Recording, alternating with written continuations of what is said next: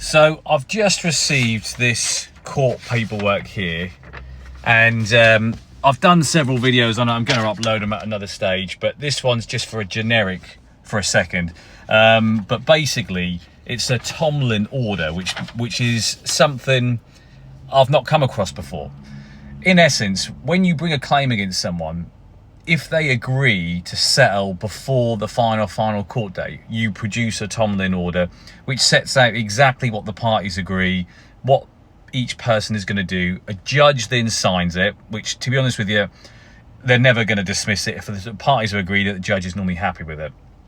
And it's like an enforceable part of law. No either party can withdraw for it.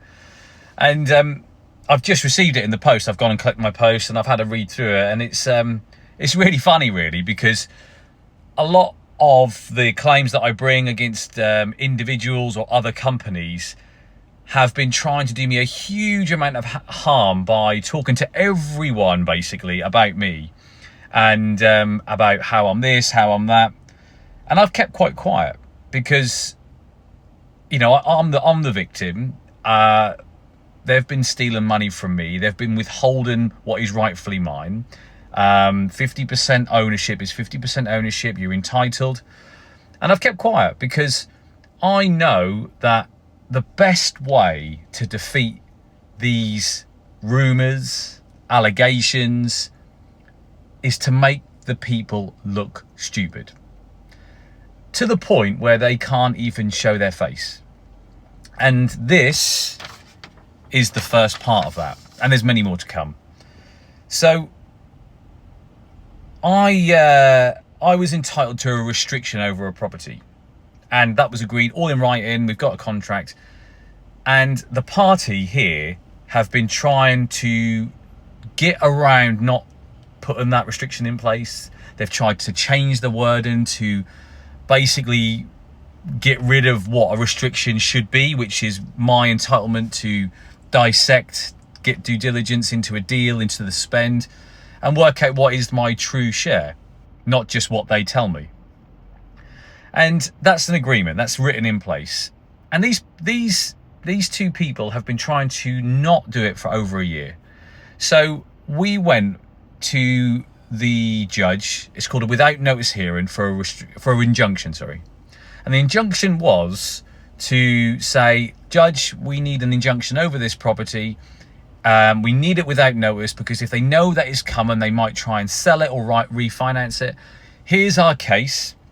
We need a hearing to force these muppets into putting a restriction over the property because they're not doing it. Here's all of the correspondence to date.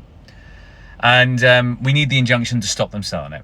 Now, an injunction is like a massively heavy hand. It's big ticket items. I've never bought one before. We've threatened it, we've took advice on it, but I've never actually bought one before because they're so expensive. Now, if I was using an outside law firm, and I did get quoted this, I was quoted £60,000 to bring the injunction. But I've got an in-house lawyer. So I pay him a very good salary. He's not cheap, definitely not. But that money is my spend anyway. And I asked him, this is the beauty of having your own lawyer. I asked him to go through the judge's process on how strong our case was, because the worst thing you can do is bring an injunction, go to that expense, and then have her overturn it because you've manipulated the truth or you've told the judge something which isn't 100%, and she's made a decision to bring an injunction without 100% of the facts. So that's the worst case. I mean, you can bring a case and she can say no anyway, which is, you know, not that bad. You pay for your hearing fees, you pay for your lawyer's costs, and she just says, no, I don't think you're entitled to the restriction, which is why you want the injunction, all that stuff. But here's how it all sort of planned out. She heard the case. She asked for an adjournment because she wanted some more information, which was the right thing to do. We showed her everything, but she wanted some answers, which is absolutely fine. So we represented, and as part of that presentation, you have to show a substantial amount of funds that you can cover the other side's loss if you've bought the injunction incorrectly. So I think we had to show, I think it was like 500,000, might have been 400,000, something like that. You know, so you have to show that, so you have to have the cash to do it. And even though we're bringing the injunction, we were kind of on edge a little bit. You know, is she going to agree to it? Is she going to agree to it? And then is there going to be something that we've maybe missed? So the best thing you can do, whether it's in your favour or it goes against you, is to show everything. Show all of the facts.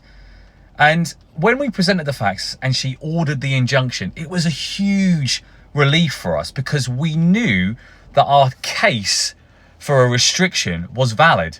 She'd basically made the determination that we were owed this restriction, which is what prompted her to give us the injunction. So we were like, oh, we do have a case here, and we have the injunction. Now, what the injunction did was it was a great way to extract someone's train of thought, someone's position, how strong their case is, how much legal advice they're getting, how good is that legal advice, and more importantly, are they listening or are they just fighting blind? All of these indirect things you can see when you bring a case like this. And that's exactly what happened here.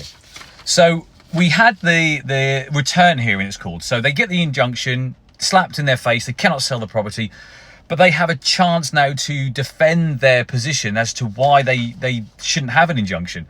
So we went to court. I was in London, and it was in Cambridge, so I turned up. We had a barrister, brilliant barrister. He knows this case in and out. He's representing us on 2 other litigations against these guys, so he knows the detail. He's not just a barrister we got last minute. He knows the detail, and more importantly, he knows those people on the other side. He knows exactly what they're trying to do, so he can portray our whole case very, very confidently. And at the return hearing, the other side's barrister, they weren't there. He'd clearly just been instructed like 2 days before, which was fucking so funny. And their whole defense was that they tried to get the restriction, that we were being unreasonable. And the judge called their bullshit. She said, well, okay, go outside for an hour and get the restriction agreed. Then you don't need the injunction. We're like, yeah, we're happy with that. An hour later, obviously, the other guy was lying. Obviously, he had no instruction to agree restriction, and he asked for more time. So the judge said, okay, I'll tell you what, I'll give you a week. And in that week, we basically pulled everything out of the other side to show that they never wanted to give the restriction. And after that, we were kind of sitting pretty. We had an unlosable case. So we had to go back to the judge. We had to say, look, we haven't been able to agree a restriction. We think the other side has been really unreasonable. We've even made some without prejudice offers to show that they have no intention of honouring their side of the deal. We were bulletproof. So much so, I fucked off to Dubai for a week. I was like, look, I don't even need to be there. We're going to win, and it's better that I'm not there, and I'm enjoying my week away, and we're going to get our costs paid for. Now, interestingly, we were like, a little bit like, we're going to win, but what has the other side got up their sleeve? Because they're not contacting us, they've not accepted any of our offers, they're going to go to court. Now, either they've got really bad advice, really poor representation, or they've got something massive up their sleeve, so they've got like some super legal power that we're not aware of, and it's going to really slap us in the face, which obviously you have to take into consideration, could be a risk. Or they're so fucking stupid, they're just fighting blind and they're not listening to the legal advice. 3 options. And it turned out to be the latter, because the day before, I'm in Dubai, like literally watching my kids play basketball, they caved. Not only did they agree to the restriction exactly how we worded it, which means that we can now hold them to account on a deal that they've completely fucked, but they had to pay literally all of our costs. Costs are always capped at 75%. You can't get any more than that. And that's exactly what we got. So I've done several videos on this, more to come, bigger story here. Can't wait for it all to start dropping. But literally, this video just goes to show that actually, typically, at the other end is not great legal advice. They're not listening to them. Councils, public sector workers, and other people, I wouldn't call them business people because they're not, and other people are literally sometimes just fighting blind and fighting for the sake of it.